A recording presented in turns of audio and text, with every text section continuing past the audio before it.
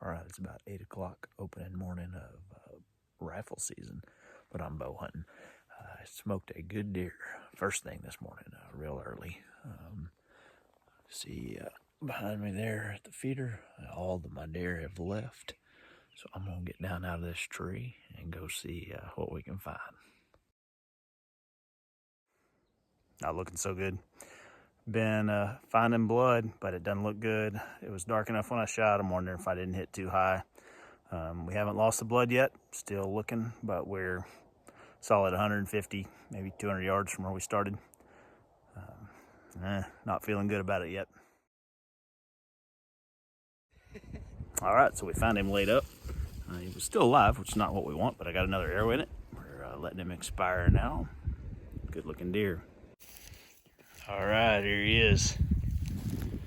Big mature deer. That big old round nose. Whew. Good legit 10 point. Got the crab claw on this side. Got the kicker and a weird little palmation on this side.